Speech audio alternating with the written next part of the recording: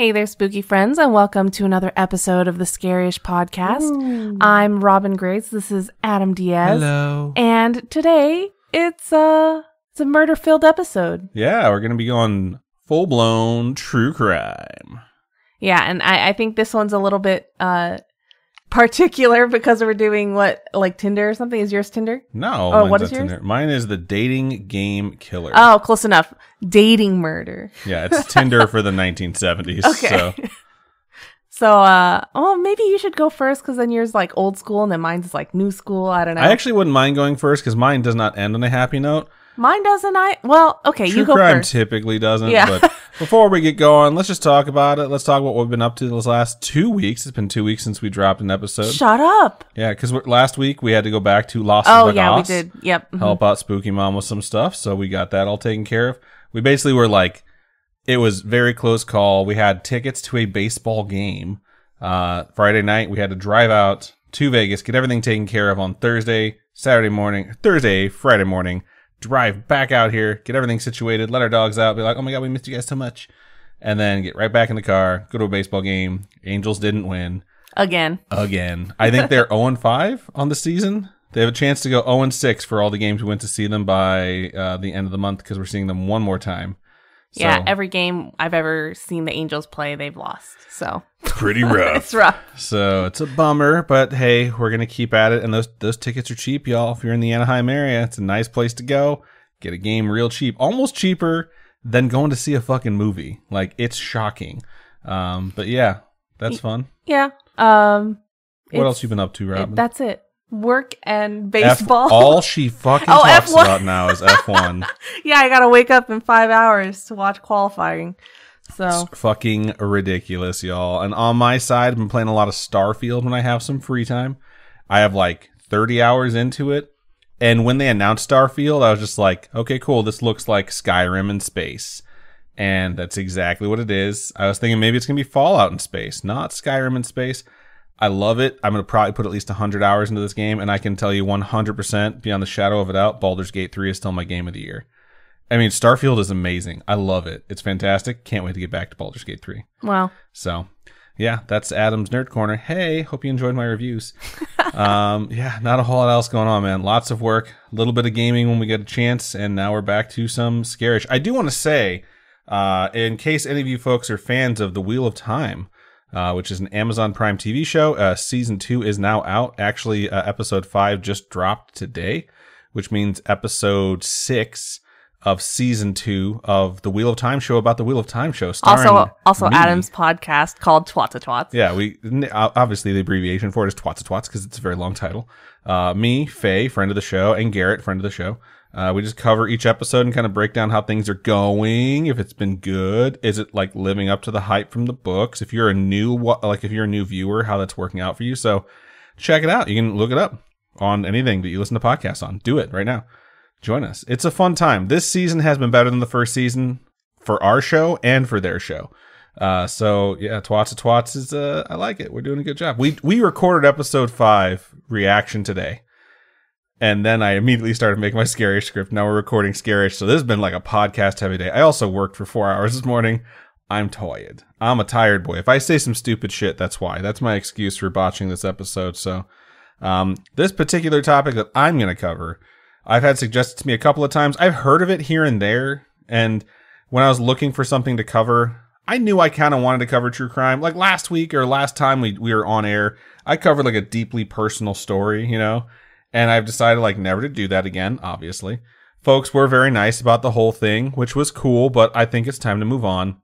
Don't get me wrong, I would totally cover like personal scary stories or like ghostly stuff or cryptids, but honestly, like we got to do true crime sometimes, and I think it's about that time we do it. The reason I decided to do this one is because it's such a catchy name. Undeservingly so, it's a catchy name, and it made me get a little bit drawn in, which is the whole reason that the media names them these catchy things. But I am going to be covering the dating game killer.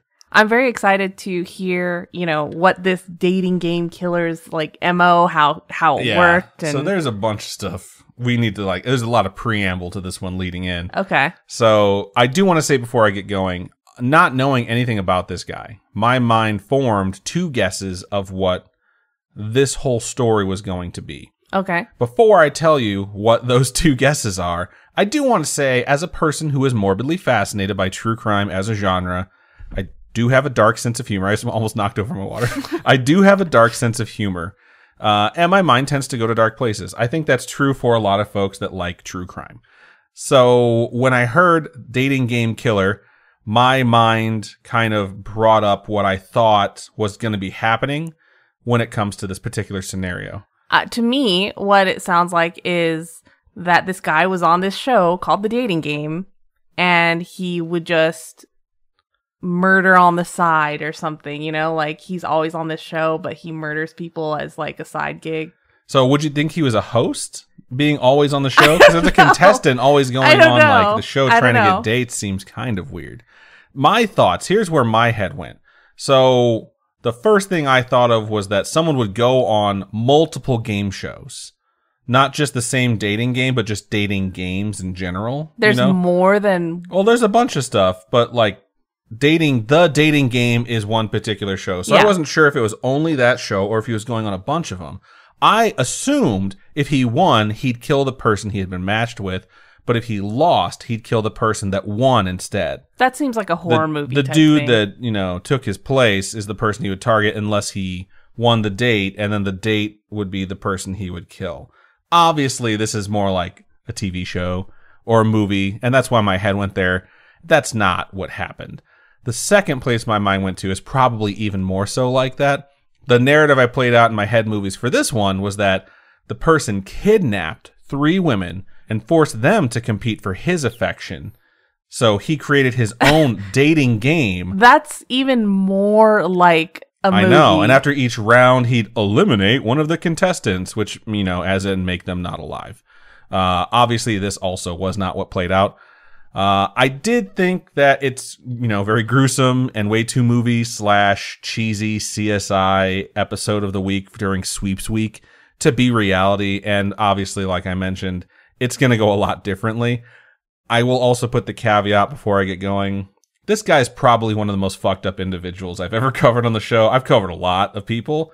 Just reading through the things he did, I got more upset, not like grossed out, but just angry reading about this guy than I have for a lot of the other folks that I've covered. So they give serial killers a lot of nicknames. The dating game killer obviously is very catchy.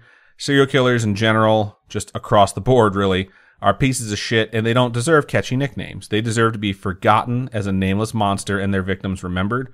So it annoys me that we give them such catchy monikers. Yeah. I put it on the title because I want folks to be like, oh, I've heard of that. So you can come here and hear what's going on. From here on out, I'm just going to refer to him by his name, his last name most of the time, and his full name is Rodney James Alcala. I believe he had another name when he was born, and he just dropped that later on in life. But Alcala is what I'm just going to call him. His parents were Raul and Anna Maria. Usually this is the part where we start talking about, okay, cool, this guy has trauma in his life. It kind of explains the path he took a little bit, not giving 100% reason why he became a monster, but makes you sort of understand why he feels broken inside and wound up becoming what he is, you know? Mm-hmm. Alcala did have some trauma in his life as a child, but not like you'd think. Not to the level I think we're all used to hearing when listening to true crime. So he's born on August 23rd, 1943 in San Antonio, Texas. He is the third of 4 children, and the first 8 years of his life are pretty okay. But at 8 years old, his father, Raul, says, yo, dogs, we're moving to Mexico. And he moves his family from San Antonio to Mexico. They relocate in 1951. Things did not go well down in Mexico. His father had trouble finding work, and the family wound up homeless. I'd like to put in a caveat that there are some websites that sort of gloss over this. They just say, hey, he moved to Mexico. Here's his travel assignments, basically. Okay. He does go there. His father has trouble, doesn't find work. They become homeless. Once that happens, after about 3 years of dealing with this, his father says nothing because he leaves. His father abandons That was his like family. way too long of a silence. I was seeing how long I could stretch that, and I could just see your eyes starting to get like more and more annoyed. But yeah, his dad abandoned the family at age 11, leaving him and his siblings and his mother. Not long after his dad bolts, Alcala's mom moves the family to LA, where he would reside. I think for most of his life, he wound up living in Monterey Park, which we are familiar with and we've been to a bunch. Are they like American citizens? Is that why he's born in San Antonio, baby. He's an American citizen. Okay. 1,000%. And so they just move back and forth for whatever reason? People do that when they move. That's just sort of why people move. Why would they move to Mexico? His dad thought he could find work down there. His dad was wrong. Then his dad left and his mom's like, fuck this. And they went to LA. She found gainful employment, and this is where he would wind up being raised for essentially the rest of his life. That's the majority of the trauma from childhood that Alcala would have. It's not everything that goes down in his life that can cause him trauma, but realistically, he was moved, his dad abandoned his family, then he moved back to a different spot, San Antonio to Mexico to LA. He winds up staying in LA, he goes to school, he does very well, he's very, very smart. There's this thing called IQ tests, I don't know if you guys have ever heard of them.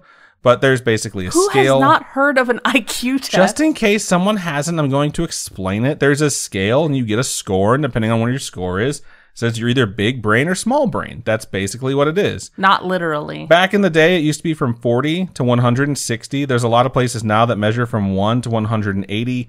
There's a bunch of different types of scales that say they're IQ tests, and if you want to get above 180 because you're a super genius, they can figure out like how far from the standard deviation, your test results, how fast you did them. There's a bunch of bullshit that goes into it. I'm going to try and break this down and give you guys the easy scale, all right? If your score is 70 to 79, you're cognitively impaired. 80 to 89, you have below average intelligence. 90 to 110, so right in the middle there, you have average intelligence. 111 to 120, you have above average intelligence. 121 to 130, you are gifted, and above 130, you are very gifted. I gotta say, I'm like a solid $1. You think you're at 100? Yeah. They say people range normally between 85 and 115. That's what's said nowadays is like the, when you see like a bell curve or whatever, and you see like where everyone falls, like the big boop in the middle, is usually 85 to 115. Yeah, I've got to be like average of the average people. The more updated ones say anyone from 71 to 84, so they make the ranges a lot bigger here, are below average. So if you were like 84 thinking like, yeah, I'm right in the middle of below average, now it's just confirmed. You're the smartest of the below average, folks. If you're 85 to 115, you're considered average. 116 to 144 now is above average. So anyone who is above 130, considered very gifted. You'd be at 140 thinking like, oh, I'm a really smart, very gifted person. Nah, dog, you're just above average now. 145 to 159 is high intelligence, and 160 plus is genius. So, I'm too dumb to like. How long it took you to get out those 3 words? No, like, how some people can notice every little thing about something? I can't catch on to every little detail of something. Okay. I cannot remember. Like if you showed me a picture and I was like, okay, remember all these details. I don't think I can remember. I think you test much higher than you think, because it's not just about like memory games. It is definitely about like whether or not your cognitive functions in place, and that's why some of these things regarding your score. My hands are pretty broken. Your hands being broken, I don't think calculates into your IQ. You might drop your test on the way to handing it in, but I don't know. Anyways, there's the scale. You guys know it now. I could break it down further. I'm not going to. That's all this to say. Alcala had an IQ of 135 when he was tested. When he was tested, that is above 30. That was very gifted. People like, this dude's smart. So he does very well in school. He was said to be liked in general by other students. He graduates at 17 years old. Wow. Once he graduates, he joins the Army and he becomes a paratrooper. So he's, I think he enlists in 1961. That's when he winds up getting into the Army. This is where some of the red flags started to be picked up. So like he has a desire to murder? When you join the Army, you're getting into a situation where you might have to kill another person, and they sort of evaluate your mental health before they let you in. Mm-hmm. If you sit down and you're like, I just want to kill people, they might not let you in. He doesn't do that. He gets in. His commanding officers noticed he was able to communicate well with his peers and his superiors, but noted that he was insubordinate often and held grudges like a motherfucker. Not a direct quote. So if somebody was mean to him, he'd be like, well, now I hate you and I'm going to murder you. I'm going to make you pay type of shit. He would use other people for his own interests without regard to the consequences they could face based off what he was suggesting or forcing them to do.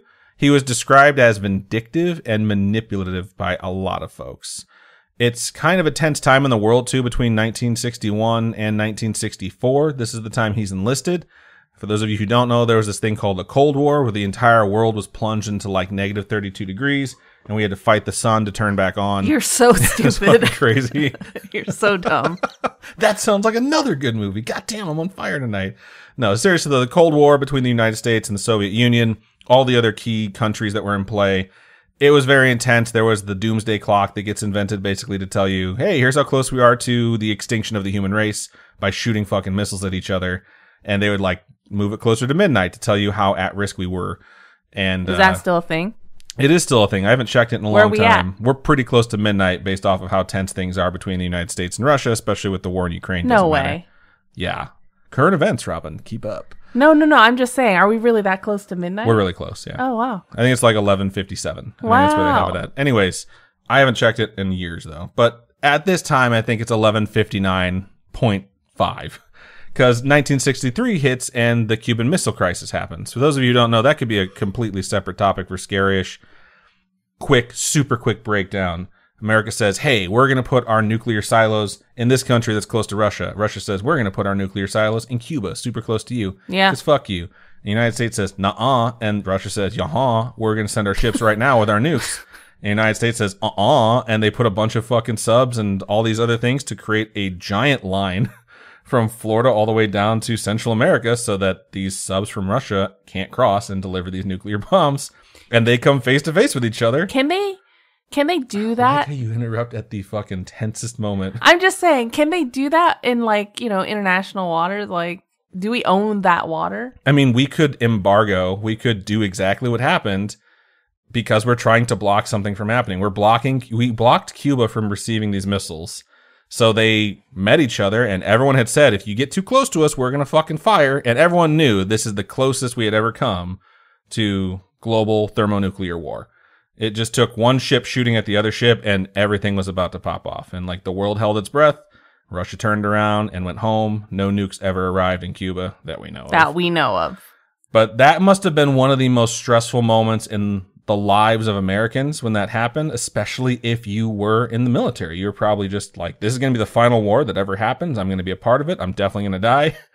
And it was around 1964 where Alcala suffers his first mental breakdown. I say first, I don't know of any other ones, but obviously things are going to go pretty wrong after this. So what happens here is he just basically nopes the fuck out. He bails. He leaves Fort Bragg where he is stationed and decides to hitchhike to his mom's house, which might sound like, oh, that's not too bad. Fort Bragg is in North Carolina on the east coast of the United States. His mom still lives in LA. He goes coast to coast with nothing but his thumb, and the military finds out. They have multiple psychiatrists evaluate him. He is diagnosed with a few things. Antisocial personality disorder, narcissistic personality disorder, borderline personality disorder, malignant narcissism, which is the worst of the narcissisms in my opinion. Like stuck and you're not just you can't remove super it. self-centered. You're trying to actively, I won't say destroy, but your narcissism directly affects other people in the way they are able to live their lives. I think is the best way to put malignant narcissism. So he's just very horrible and manipulative. He's also diagnosed with psychopathy, meaning he doesn't feel properly. And they determine him to be hyperfixated on sadism sexually, which means he's turned on. How do you find that out? They basically just said, hey, what turns you on? He says, hurting people. So I don't know how they find that out, dude. I'm not in the room with them, but they find out that sadism is his thing, and I'm not trying to yuck someone's yum, but with all those other things mixed in, getting sexual gratification from inflicting pain on other people is a huge fucking red flag.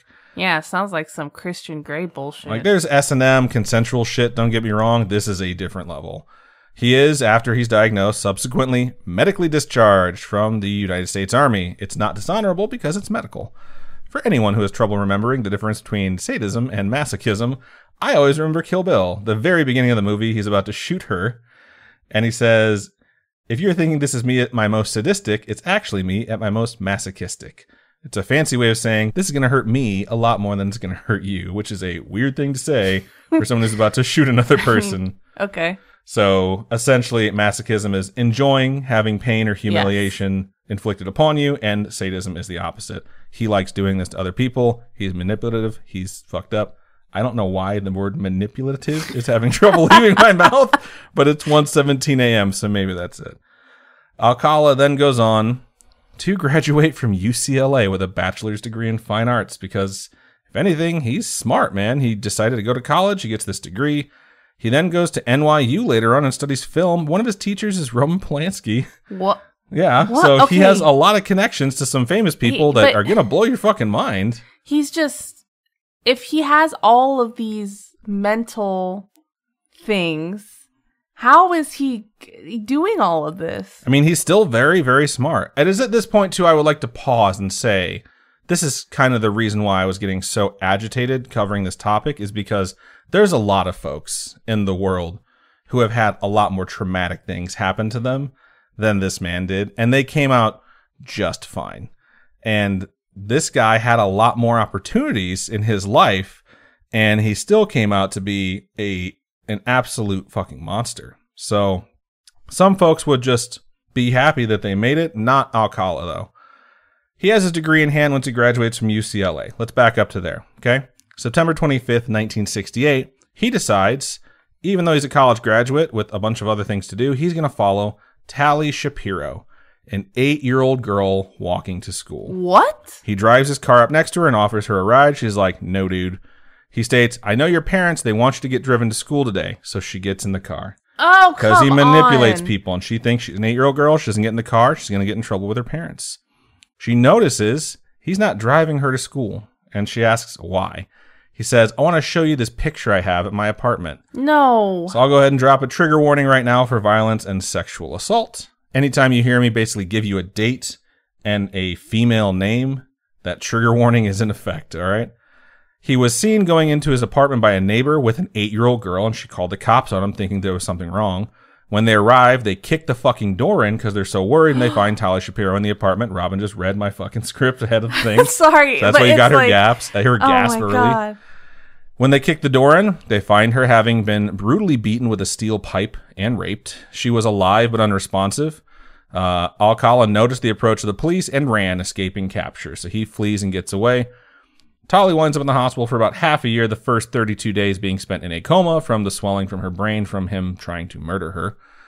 At this point, everyone knows who did this. They know his name. You would imagine after this arrest warrant is issued, he's going to get caught before things get out of hand, but they do not. I mentioned he goes to NYU and he studies film under Roman Polanski because he relocates to New York and enrolls in NYU under the name John Berger. How do you do It's that? 1968. You can just fucking leave and say you have a different name, and all of a sudden you have a different life. While attending NYU, he's like, I need some money, so he does some amateur photography, and he also gets a job at an arts camp in New Hampshire. He also works for Blue Cross Blue Shield during this time period. Richard Cottingham also worked for Blue Cross Blue Shield in New York, in this area, at the exact same time, although Alcala and Cottingham claim they never knew or met one another. Richard Cottingham, in case you're wondering why I'm mentioning him, is also known as the Times Square Torso Ripper that Robin covered in episode 268 back in June. Yeah. So these two serial killers in the same place at the same time with the same job. Pretty fucking creepy, man. Alcala didn't just change his name and escape his crime, though. A detective named Steve Hodel was like a brand new detective, gets assigned this particular case. It's like his first case being rank of detective.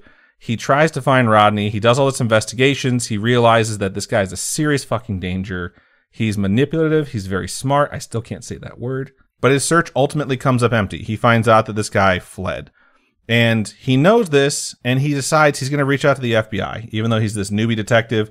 And he tells them, you guys have got to do something about this. So early on in 1971, the FBI puts him on the 10 most wanted fugitives list, which is basically a bulletin that shows the mugshots or descriptions of the top 10 wanted people in the United States of America and puts it fucking everywhere.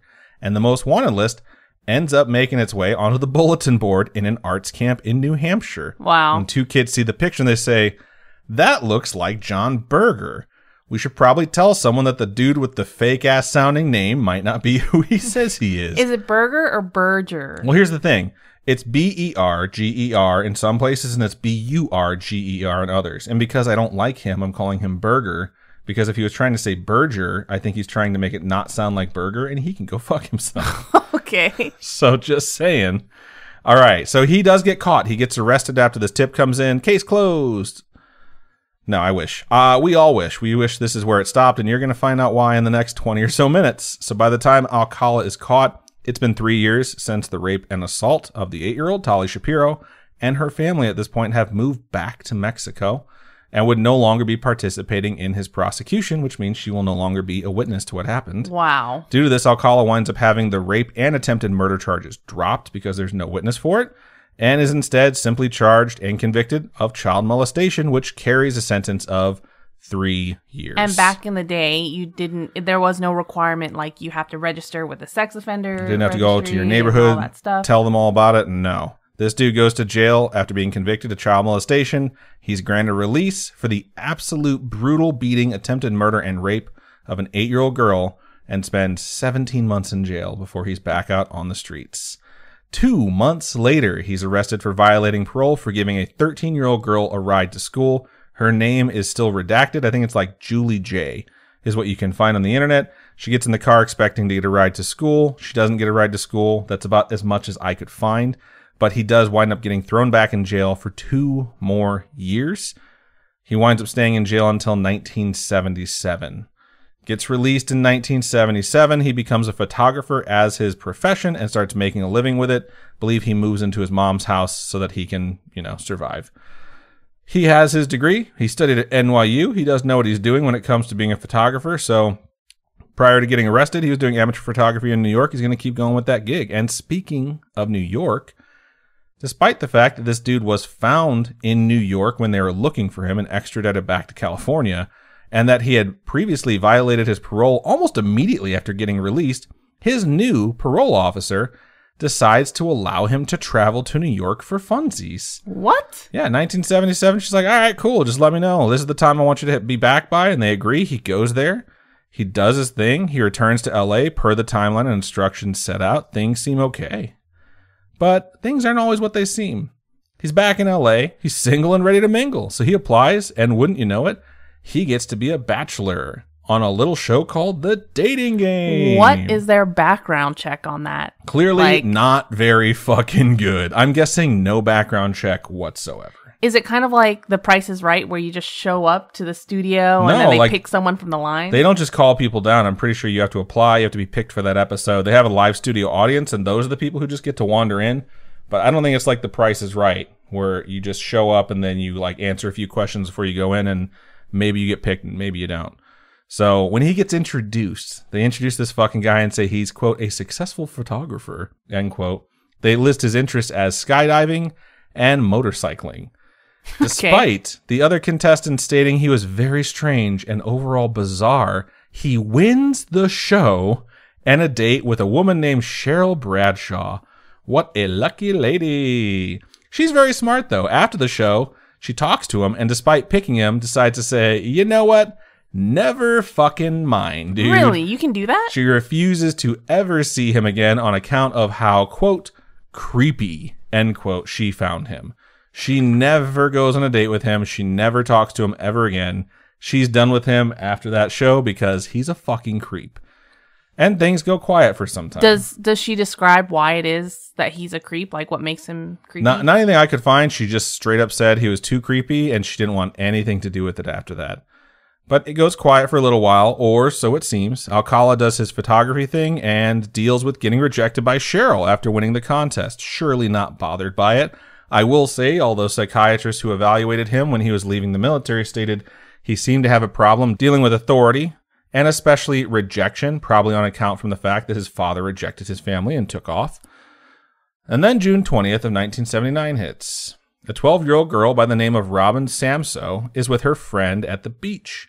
She hangs out there for a while with some other friends, then she gets on her bike and heads home, gets ready to go to ballet class, and starts going that way on her bike. She never shows up. The school notices, and her parents notice that she doesn't come home, and police are brought in, and a search ensues. After 12 days, they find her body in the LA foothills just off of Santa Anita Canyon Road.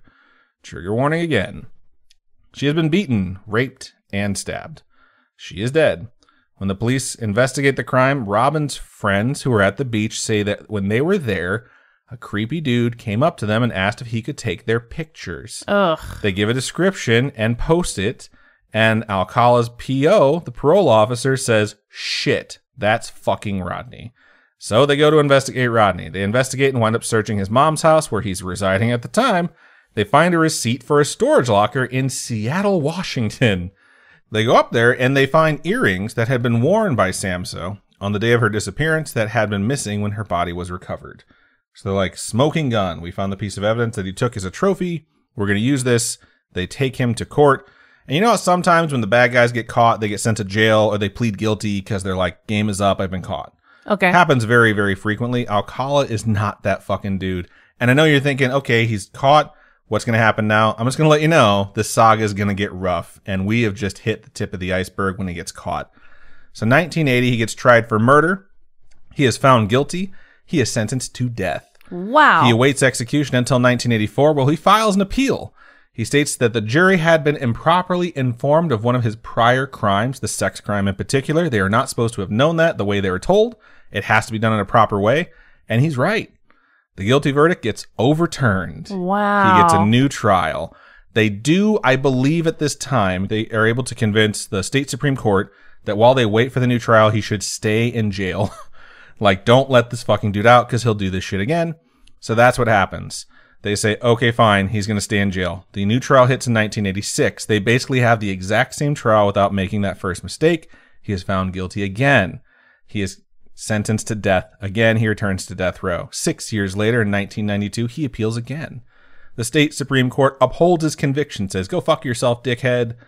Then in 2001, 9 years later, 2001 is like so much further along the way. This is getting closer to present day, and it just creeped me out how this fucking saga stretched on from 1978 when the fucking, like, he got caught. Yeah. Now we're at 2001. He's still fucking with people. He files a habeas corpus petition, which is basically claiming he's unlawfully imprisoned due to an error in his trial. He states there was an error during a witness testimony where the witness was not allowed to agree with something that he had posited. He basically stated that the condition of Samso's body could have been done by animals picking at her for the 12 days that she was exposed to the wilderness. She was found by a park ranger, and the park ranger would have realized this if he wasn't, quote, hypnotized, end quote, by the police. What? During this, a witness was on the stand and essentially was disallowed from being able to agree with this. And whether or not they would have, the way this shakes out is because they were told essentially that they couldn't, that the judge was preventing the defense from presenting a case, and his fucking conviction is overturned in 2001. Dude. The decision is escalated to the federal level. He stays in jail. I think it's the Ninth Circuit Court checks this out, and they're like, yeah, you know what? We reviewed the case, and per the rules, the rule of law, we're going to uphold the decision to overturn his conviction. So 20 fucking years after the fact, his conviction is overturned. They appeal again. They're like, keep this motherfucker in jail while we figure out his next trial, because they get to retry him. And they say, okay, cool. We'll keep him in jail. And thank God they do this. He remains in jail. He awaits a new trial. But guess what now, motherfucker? Technology has caught up. His DNA as a prisoner has been collected despite his objections. I think in 2001, right after he files this appeal to get out, under a law that California recently passed around 2001 where they're able to do this. They're now able to connect him via DNA to not just Samso, but 4 other murderers. So they collected, DNA from these other people in 1970. Every time they went to a crime scene, they collect whatever evidence they could. Because all these things had rape, and his semen was present, it was collected. And because they have his DNA from when he's in jail, now they can compare it because they're able to. So Alcala's attorney states, it is not fair to include 4 other murders because if you're looking to provide a reasonable doubt and you're going into a trial that has 1 murder charge and all of a sudden there's 5 murder charges, it might tamper with the juror's reasonable doubt. That's what they state. Like, hey, the evidence makes us look too guilty.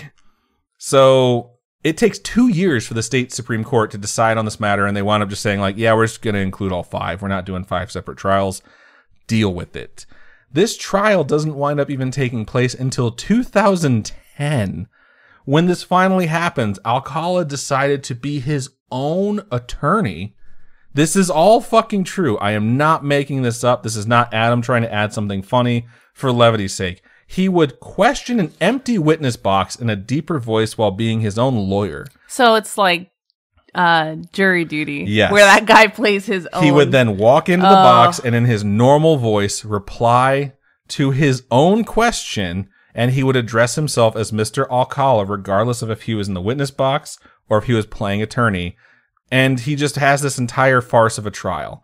His arguments are all related to Samso's murder. He even shows a video of himself on the dating show wearing earrings because it was so bizarre for a man to wear earrings in 1977. The states, those are the earrings they recovered in my locker in Seattle. They were clearly mine before I ever saw Samso. So he's trying to prove that he didn't kill this one person. He makes no arguments in regards to the other 4 murders he is now accused of.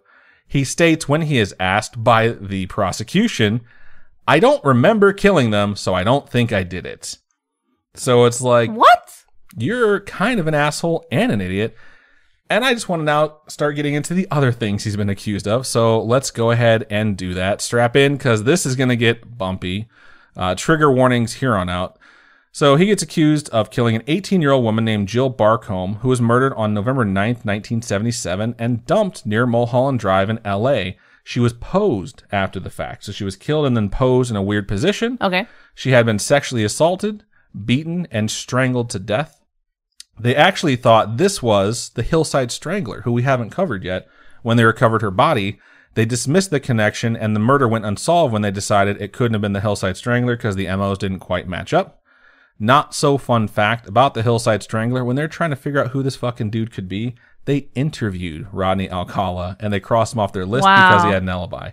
That's how many fucking serial killers were active around this guy at the same time. He came into like a workplace that another one was working at and then got interviewed to be one when he was already another. So the dating game serial killer got interviewed to see if he was this other serial killer the entire time. And they were like, you're not the Hillside Strangler. Please go on about your business, sir. It's fucking crazy to me that this happened. There's a 27-year-old nurse named Georgia Wickstead who was found dead in Malibu in her apartment on December 16th, 1977. She had been sexually assaulted. Her skull was crushed. Her genitals have been mutilated. And she had been strangled with her own nylons and then posed after she was dead. A handprint was left at the scene, but it wasn't matched to Alcala until it was paired with his DNA. There was a 31-year-old legal secretary named Charlotte Lamb who was found dead on June 24th, 1978. She was found in her laundry room, sexually assaulted. And this is her apartment building, so it wasn't in her apartment. It was in the fucking laundry room. Sexually assaulted, beaten, strangled, this time with a shoelace.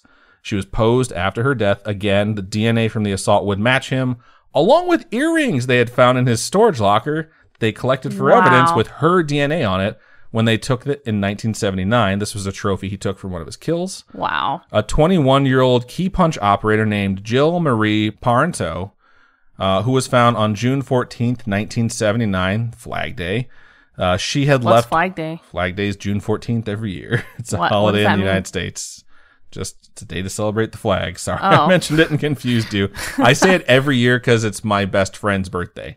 And I used to not wish him happy birthday. I would just say happy Flag Day. To me, Flag Day is like 4th of July, you know, when everyone's waving their flags. You would be wrong. You know, I don't know. I'm going to get back to the murder. Okay, so Jill had left work early on June 13th to go to a baseball game, but didn't show up for work the next day. Her apartment got checked by the police when people got suspicious because she was never late for work, let alone missed work. When they got there, her place had been broken into. And I should mention all these other ones that I've mentioned had forced entry or were in a public place like the laundry room. So her apartment had been broken into, and they found her sexually assaulted, beaten, and strangled to death. There was blood. So he's same thing. Very consistent MO, the way he kills people. There was blood on the window from the killer that was taken into evidence. She was also posed after her death. Her friend actually recalled later they met him. They met Alcala when they went to clubs multiple times. So those are the other 4 murders that he's accused of. There's DNA evidence from all of them that is directly linked and matched to him. He doesn't even bother trying to defend them. He just states he doesn't remember doing it. Takes the jury 48 hours to convict him of all 5 murders. Wow. After the convictions, New York basically says, we're done trying him now because he's been convicted and he's now again on death row because that first conviction is from California and it was his death row sentence. Then a Manhattan grand jury the same year was like, nah, fuck this dude.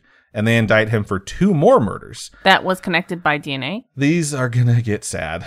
Yeah, these are DNA. They're all DNA connected. So before I move on, I should also state that during that trial, when he's convicted of all 5 murders, he gets through all his bullshit and basically states, I don't remember doing all those other things. Look at me, I was wearing these earrings. I clearly couldn't have done that one. And then there's a surprised witness, and they brought in Tolly, the 8-year-old girl who he had beaten, attempted to murder, and rape. Wow, they brought her back. She came back from Mexico to testify at his trial in 2010. Because now she's like 40. Fuck you, dirty piece of shit. I hate you. So he gets convicted of all 5 of those. Then he gets indicted. He gets indicted on 2 more. So here's the other 2. So he goes to New York after that first crime. He winds up meeting a woman while he's there. At the same time, these FBI flyers are making their way around town and all the bulletin boards they can possibly go to. It said that she was moving into her apartment and he offered to help her carry things. Her name was Cornelia Criley. She was 23. She was a flight attendant. On June 12th, 1971, she was found in her apartment strangled to death by her own nylon stockings. This is the first time he strangled someone with their nylons. He did that again later on. His DNA was recovered, tested later. This other one is bizarre. I couldn't believe this one when I was reading it. So in New York, there was this guy named Herman Hover. Herman owns a nightclub at the time called Ciro's that's like super fucking popular, like Studio 54 level popular. Herman is friends with Dean Martin and Sammy Davis Jr. because of how popular his club is. He's such good friends, in fact, that his daughter, Ellen Jane Hover, is the goddaughter of both Dean Martin and Sammy Davis Jr., which is crazy. I thought you could only have one godfather, but I guess he gave her 2 because they're super fucking famous people, like 2 members of the Rat Pack. Holy shit. It was met with substantial attention when Ellen Jane Hover went missing. They spoke with friends and family, but could not determine where she had gone or who might have seen her last. When they looked into her daily planner, they noted that on the day she was last seen, which was July 15th, 1977, she had an appointment to meet with someone named John Berger. Wow. Like, it's his alias. He's just fucking everywhere, dude. This happens during that very small window that his parole officer let him visit New York after he got out of jail. Oh my God. For those of you who don't remember dates super well, July 15th, 1977 is smack fucking dab in the middle of Summer of Sam. So when she goes missing, wow, everyone's very scared. They think girls are dying and going missing, and this whole city is on edge at this point. They probably connected it to the Son of Sam at this particular moment. I think this is like 15, 16 days before the final one happens. So her body later gets discovered buried under a bunch of rocks on the John D. Rockefeller estate. The Rockefellers are like one of the richest families in the world.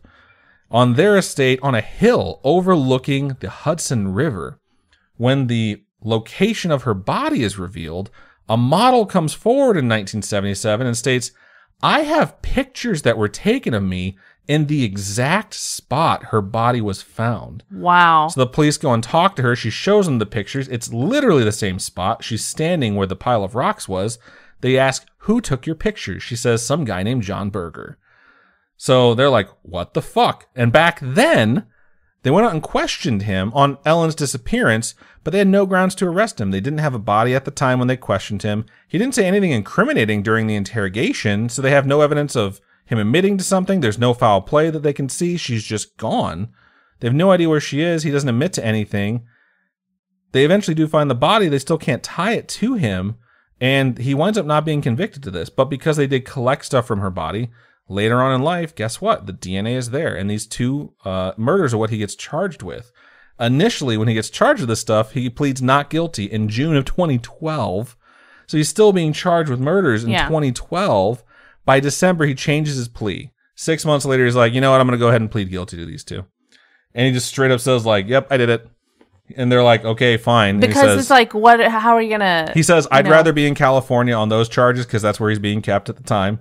Because he's trying to appeal his death sentence because he doesn't want to be executed. Okay. He doesn't care. He's going to spend the rest of his life in jail, and he wants to make it as long as possible. He doesn't want to be executed.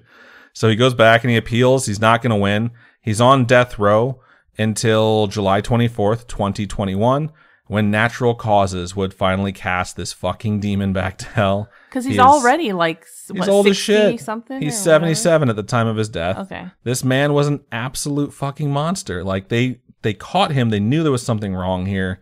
And the more they tried him and the more he fucked with them, he just stretched the entire process out so technology could finally catch up and they could attach him to all these other murders. And the worst part about this, and why I wanted to go first that you could finish this off with something not as bad, is this isn't all he did, man.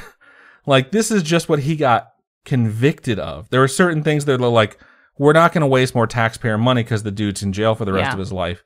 First of all, a woman named Morgan Rowan comes forward in 2021, days after he dies, and calls Steve Hodel, the detective from the very first case that got him on the FBI Most Wanted list, and tells him, hey, just so you know, when I was a teenager, way before anything else ever happened that he had done, he convinced me to get in his car to take me for a ride. He took me back to his house because he said he was having a party. He beat the shit out of me. He raped me. And the only reason he didn't kill me is because my fucking friend showed up. Wow. And they broke through the window and he ran away and they got her out of there. She said she didn't want to tell anyone, even though she had known what was going on, because she was afraid of him and she was afraid of what people would think. Yeah. And she didn't admit this until the fucking dude was dead. 50 years later. Over 50 years later.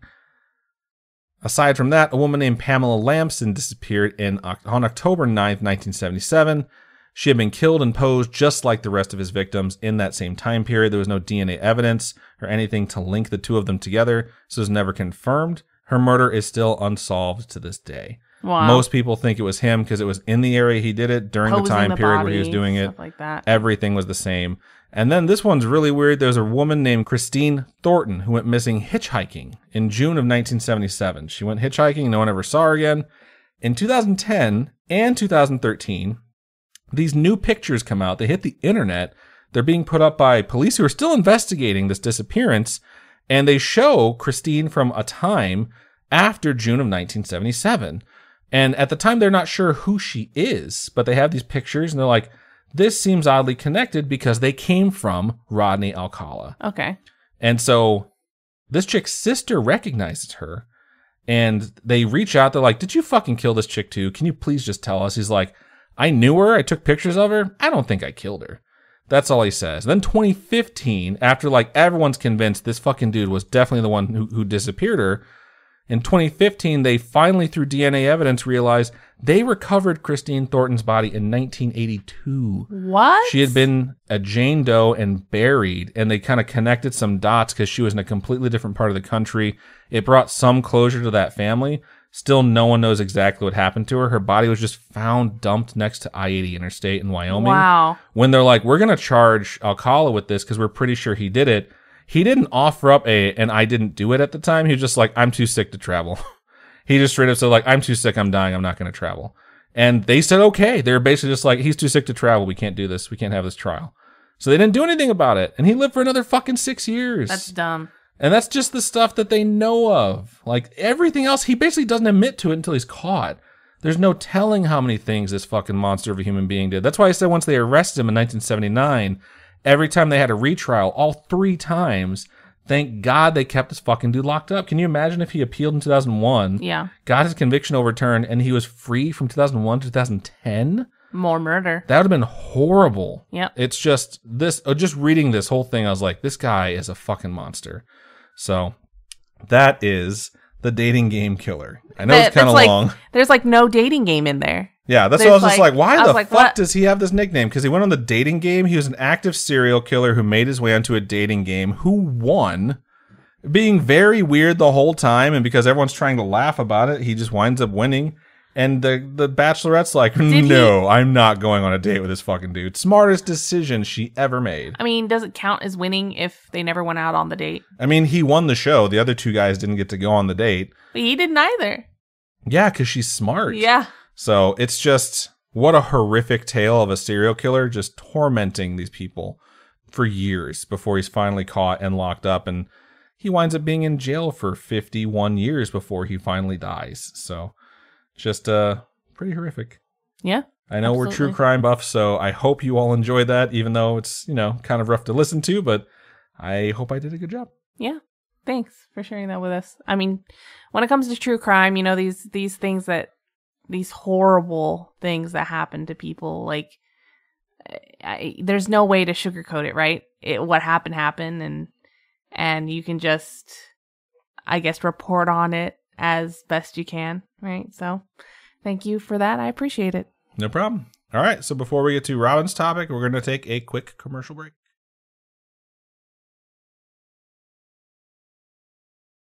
All right, welcome to my half of this true crime laden episode. I'm hopping on Adam's like kind of true crime dating topic, even though his was not so much the dating aspect of it. But in this modern age of social media and random dating apps, it's so easy to just meet up with strangers for whatever. Is it, Robin? Is it? I don't know. I'm not single. I don't have to, you know? Good answer. You passed the test. Congratulations. But these people that you're meeting up with, you don't know anything about them. You don't know who they are. And sometimes things work out. Sometimes you get into their car and then you're never seen or heard from again. Jesus Christ. I hope there's like more between those two. There's like, you're either going to bone or you're going to disappear. That's horrifying. I personally cannot do, I like the idea of dating apps and things like that and meeting strangers. And I don't know. I've always dated somebody that I knew, you know, I've always dated, people in my life or friends, you know, like you have friends and then you start dating your friends, and I'm like you, right? I dipped a toe, I think, before we met. There was this app called Plenty of Fish. This is pre-Tinder. I will say there was this one time where I was like on Plenty of Fish, which operates like any other dating app, and I was messaging someone. I was like, hey, do you want to get a drink? And they're like, I'm not sure. I was like, if you ever want to, just let me know. And then like a few days later, she said, sure, let's get a drink. And so we went out, and I was waiting for her to show up, and she said, sorry, I'm late. I'm coming, I swear. Please don't be a serial killer. Wow. I'm just like, I'm not. Please don't be one too. Like, how the fuck do you respond to that? It was just like, I have never done the app thing or like the website thing, so I don't know what that vibe is like. And it's for me, the idea of it is really scary. And to be single in this day and age, it is incredibly difficult. It's incredibly scary when a lot of people, because they're just working all the time, you work and you go home, you kind of have to rely on these dating apps to try and even get a single date, you know? And I think it's really difficult. I think it's important for people to know, though, that there are dangers and maybe have some cautionary tales of these app slash like dating slash hookup apps, websites, things like what Adam used to do. Always, yeah, like for 2 months, always let people know where you're going to. Like if you're going to go on a date, just let someone know. I'm just saying, you don't want to be the person where people are like, I don't know, they're supposed to be home right now. I have read a lot and watched some stuff where the girls will take a picture of the dude's ID and send it to her friends before she leaves with the dude. So that's interesting. Yeah, so that the friends will have evidence like, I'm going to go hang out with this guy. And if the guy is trustworthy, he's not going to argue with you about taking a picture of an ID and sending it to your friend. If that guy has a nefarious like idea of what's going to happen, he's going to be like, why the fuck do you need my ID? You know what I mean? Like, I don't know. There's just a lot of stuff with this, like the whole dating thing that is just so like, sometimes you find somebody who is willing to go through all these hoops for you. And if they're not, then maybe they're not for you. Even know? Like back in the day, like if you have an older person that says, these dating apps are so impersonal. Back in my day, we went on a dating show and you only had 3 people to pick from. Even back then, it could have been a serial killer. I've just proved that.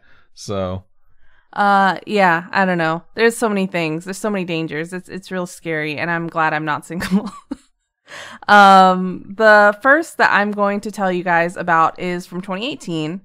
Around mid-July, police began searching for this 27-year-old guy named Daniel Drayton. And he was a suspect in the sexual assault and murder of a 29-year-old Samantha Stewart.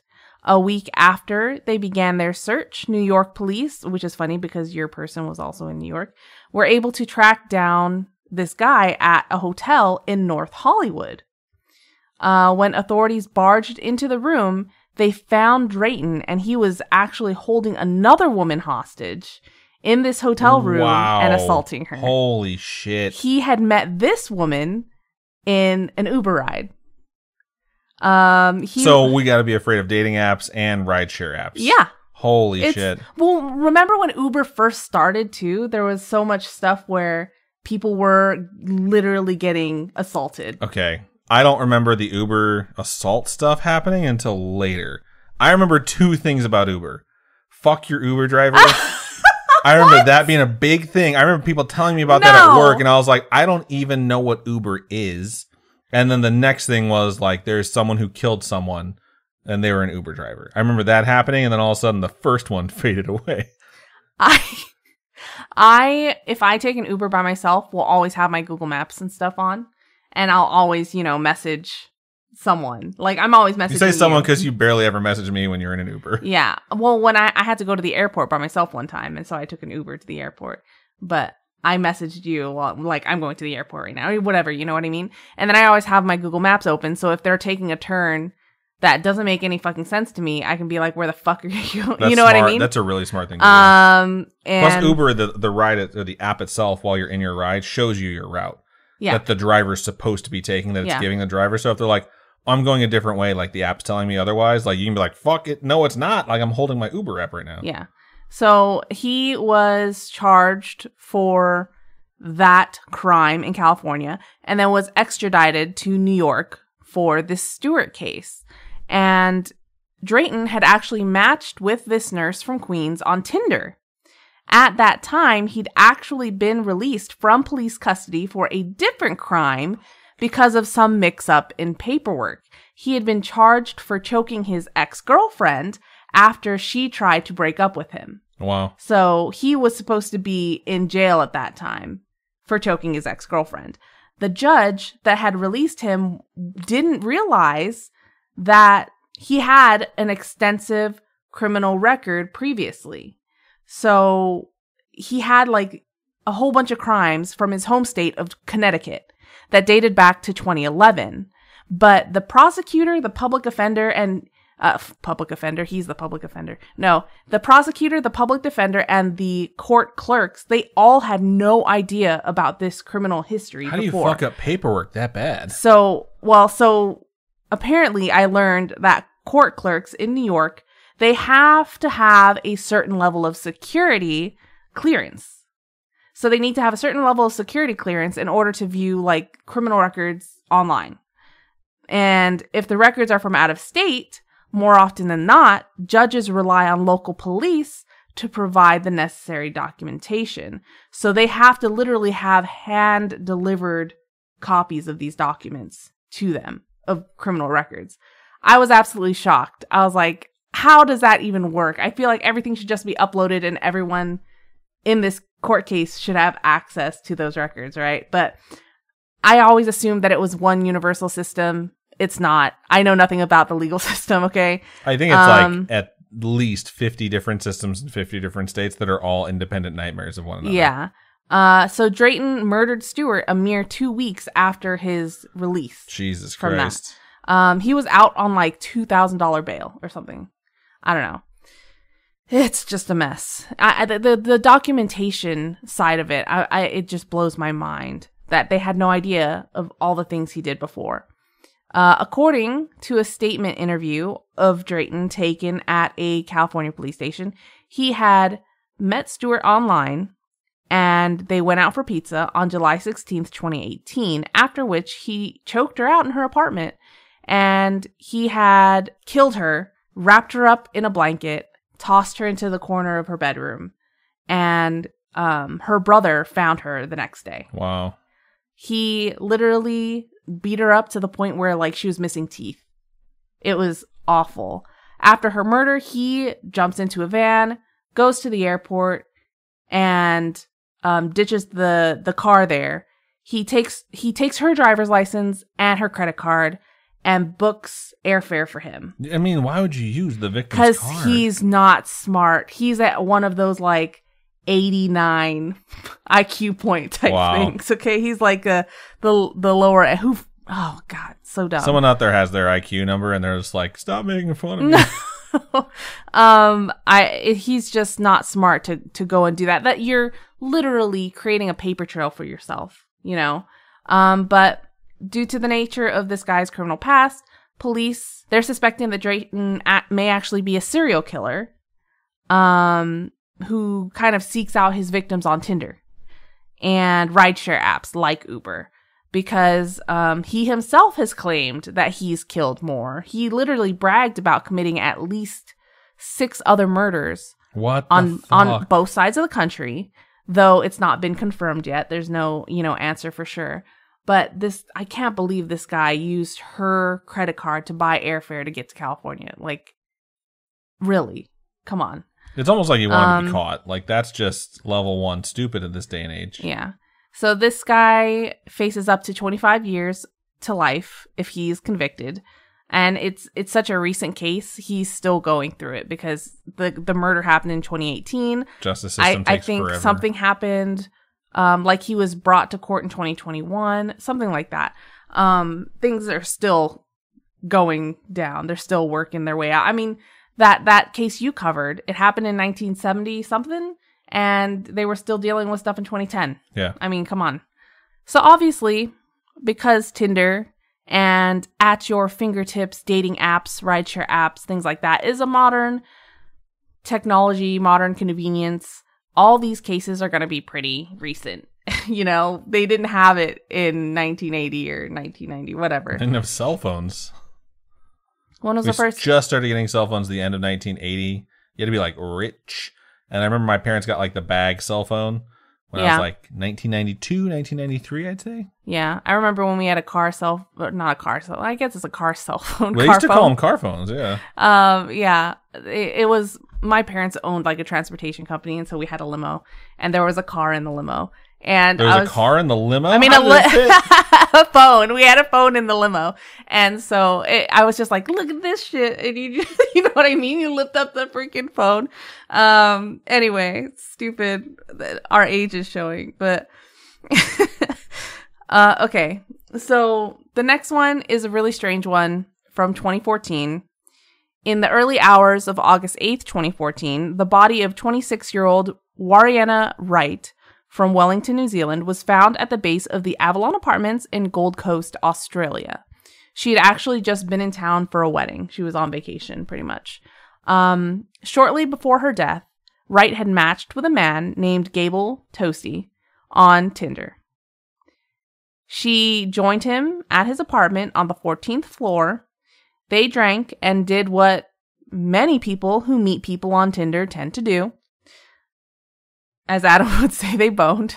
I'm like, okay, are you going to tell us? Or are you just going to leave it like that? After more drinking, things got heated, things escalated, and before he knew it, she fell from his balcony. Oh, shit. And there just is more to it than that. So, Toasty had a strange obsession with recording everything about his encounters with women he met.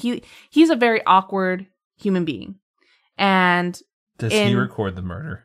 So, as he's growing up, he has some issues so apparently he was a part of, there's so much to this guy. There's like tangent. Yeah, there's so much to this guy. So when he was younger in school, ran like a fake ID ring. Wow. And so they get caught and they have to go to court for that. And so him and his friends, they all split up and he doesn't talk to his friends. He's just this really awkward person, doesn't have a lot of friends. And then he joins this forum, online forum, where he talks about how he wants to get out there again, start making friends, reconnecting, socializing, things like that. And then he starts focusing on how to pick up ladies, how to meet women and how to talk to women, stuff like that. And so he has this strange obsession and this strange focus on taking notes and all this stuff about encounters with women. And so he records everything when he has these encounters with women. And this included, for this particular case, it included recording phone conversations. He installed hidden cameras around his apartment. What the fuck? He kept a written log of all his quote-unquote conquests that included dates and names of all these women that he hooked up with. He was on this forum. It's like he would post Tinder conversations he would have with these women and like play-by-plays of his exploits. There were posts that he made about groping women inappropriately, where he denied any wrongdoing and blaming women for why things happened to them. One of these fucking guys. So yeah. is he on like 4chan or is he on Reddit? It's like Misk. It's Australia. I don't know. Oh, okay. So it's a little different, right? But this obsession is what ultimately gave police enough evidence to charge him with the murder. There's a 199-minute recording that was taken from his phone. The recording begins at 1 a.m. and spans approximately 3 hours. And it begins with the two of them hanging out in his apartment and drinking, and he's just trying to get her to drink more. And there's way too much talk about dying between the two of them during this recording. Like, they keep talking about death and murder in such a nonchalant way. It's very strange. Like, they go back and forth between the two of them. The conversations just kind of become nonsensical. Like, they're obviously very drunk. And just the conversation's very weird. It's very unhealthy. It's very toxic. It's like all sorts of red flags, these conversations. And you can actually read the whole transcript of the recording. And if you read it, you're like, what the hell is going on? Because it is so strange and it is so weird. During this recording, though, he calls his dad panicked about her having fallen off his balcony. So he calls his dad after she falls off. And according to this phone call, he claims that the more Wright drank, the more she got violent, and he claimed he didn't remember anything else that happened, but that he absolutely had nothing to do with her falling over the balcony. Like, he's just super freaking out about it. He's freaking out about it, but at some point he's like eating a slice of pizza. Wow. I was just like, how can you eat, in a situation like that? I was just mind blown. But what is also recorded on this phone call are the sounds of objects being thrown during the night. And this is, between 1 and 4 a.m., right? You'd imagine neighbors would be like, what the fuck are you guys doing? But right. There's objects being thrown. There's a male voice complaining of being beaten up. The woman's telling this man to kind of back off, or she'll like break his jaw. Like, she's very violent too. And he does seem to keep getting hit by her during this transcript, during this recording. She keeps hitting him, and he keeps telling her to cut it out, stop. But she's obviously very drunk. She complains about missing her phone. He complains about missing money. It's just like this whole thing. He starts complaining about her being too drunk. But what I think is pretty bad for him, incriminating for him, is he is literally heard saying, "You're lucky I haven't chucked you off the balcony." Wow. But he does tell her to leave. Like, he wants her to leave his apartment, and she won't leave, because she's trying to find her phone. And eventually she does have her phone in her hand, but she's like being really mean. It's just such a very strange conversation. You guys should read the transcript. I'm like, they were obviously very drunk. But from these recordings, it seems that Wright was definitely more violent of the two. Police tried to make it out to be her fearing for her life and trying to flee Toasty when she fell to her death. I don't know if it's Toasty or it's Tosty, but Toasty sounds funnier. He's just something else, But prosecutors didn't suggest that he threw her or pushed her, because at the end of the recording, before she falls off, he actually locks her out on his balcony and shuts the door and locks it. So he doesn't push her. He doesn't shove her off or anything. So they can't say you did it, because there's literally a recording of him shutting the door on her. But they are saying that he intimidated her into doing it. Like, she feared for her life, so she was out there, and then she tried to escape, and so she fell to her death. Sounds like it was just a really horrible night with two really, really drunk people. Yeah. that were just in the wrong place at the wrong her time. blood alcohol level was 0.156. He does encourage her to drink a fuck ton, though. Yeah. That's a and lot of booze. he keeps saying, like, I want another drink. We should drink more. You should have another drink. Like, he keeps saying that. But her alcohol level was 0.156. Australia's legal limit is 0.05. And so that's just... As I've recently learned. Yes. So that's just... I recently learned it because she had me Google it. Not because I went to fucking Australia and got wasted. So that she was so drunk. And I'm sure he was also incredibly drunk. But that is really drunk, guys. 0.156 is incredibly drunk. After all the back and forth of court, he eventually is acquitted. Wow. Found not guilty by the jury of murdering Wright. And if you guys read the transcript of the recording, it's clear that, like, she was getting abusive towards him and getting really aggressive, but he locked a drunk girl out on his balcony. Yeah. You know, she was asking him to go home when he was like, I'm locking you out there. Like, I can't deal with you anymore. And she was like, just let me go home, you know? But he was like, no, and locked her out there. She could have just drunk. The whole just let me go home thing, that's fucked up. Like, because maybe it's because she's drunk and he's thinking like, I don't want to leave. He was like, do you want me to walk you home at some point? And she just wouldn't leave. And then when he like locks her out there, then she's like, I want to, let me go home. Oh, you know what? It's like, they're obviously very drunk. You keep saying that. And it's very irresponsible of both of them, the things that are going on. And him locking her out there, you're locking this drunk girl out on your balcony. She could just drunkenly stumble over to the edge and just fall over. And if you're really upset and you're really emotional and you're really drunk, you really don't know what you're doing. And she could have just accidentally thrown herself over because of that. And it's his fault for locking her out there. I don't think he should have done that. It's just bad over all of it. And he, after being acquitted, changed his name to Eric Thomas and got on Tinder again. Wow. Because he didn't learn anything from this whole thing. Jesus. He met a school teacher named Sabrina Collins. Oh no, there's another name. And so he met a school teacher named Sabrina Collins, and a whole new issue stemmed from him having met her. Apparently, one of his friends kept sending her voice messages and texts that were incredibly abusive and awful towards her. And it was like obsessive levels of constant badgering.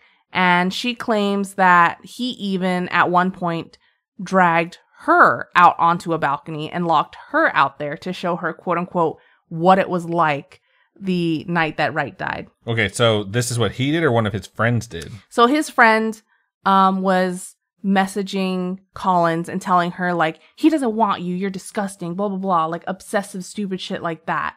And then when she was dating him, he, like, so he put her out on the balcony. That's fucked up. Yeah. And this dude's fucked up. And this dude's really fucked up. He obviously denies the claim that he did that, and says that it was Collins that was being a stalker and that she's delusional and all this stuff. And he's not a completely innocent person.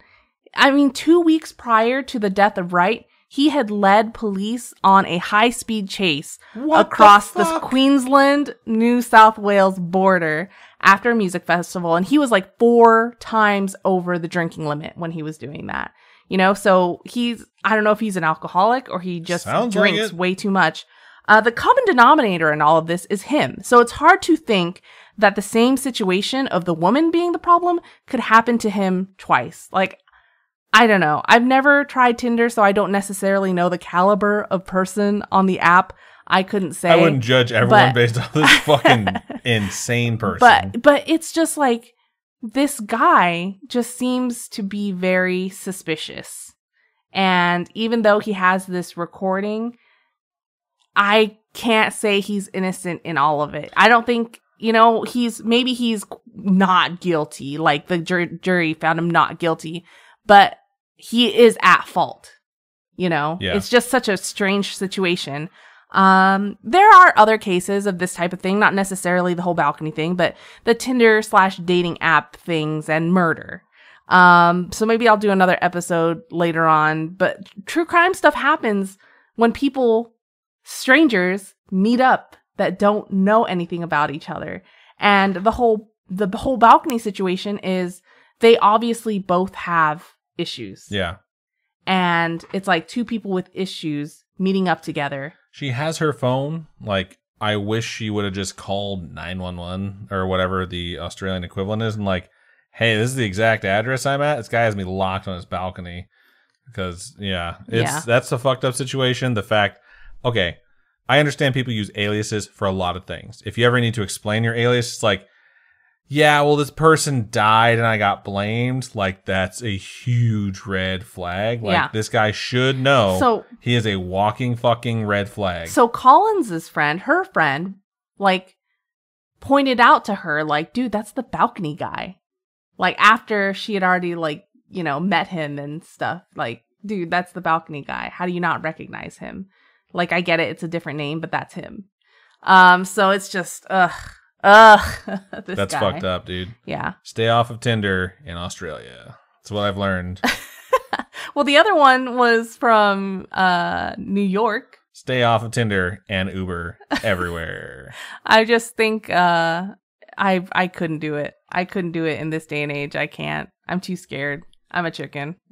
I have to know you, you know? Like, it's just... Lasai.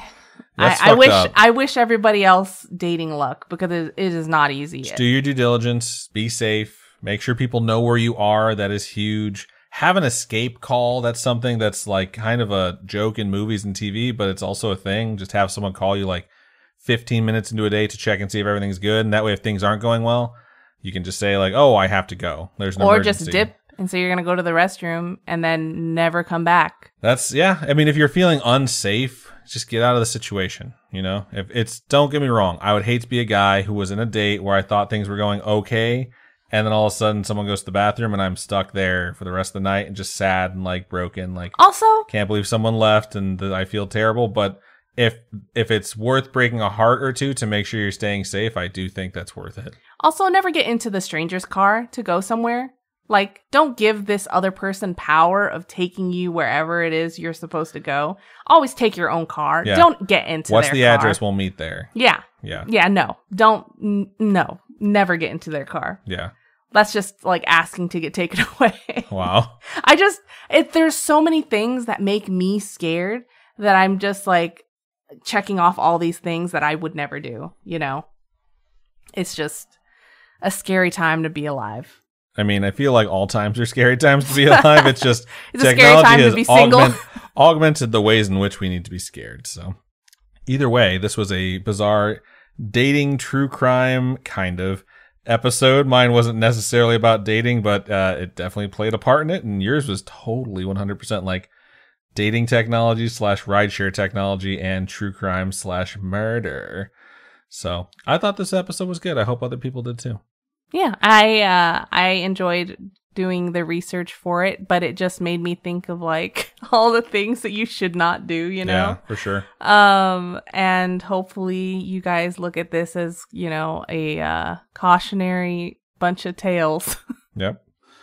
All right. I think it's just about everything we have for our topics. If you have a story you would like to share with us, it does not have to be about any of the things we covered in this episode. Could be about anything supernatural, spiritual, coincidental, extraterrestrial, true crime, any of that fun stuff, ghosts. Please feel free to email storytime@scaryish.com or go to our website, scaryish.com, click on contact us, fill out that form. It comes directly to us, or hit us up on our social medias. Facebook is facebook.com/scariyishpodcast. Twitter or X or whatever it's called is @scariyishpod, and Instagram is @scariyishpodcast. Robin, for folks who would like to donate to us, how can they do so? You can go to patreon.com/scariyishpodcast. Those are monthly donations with tiers starting at $1.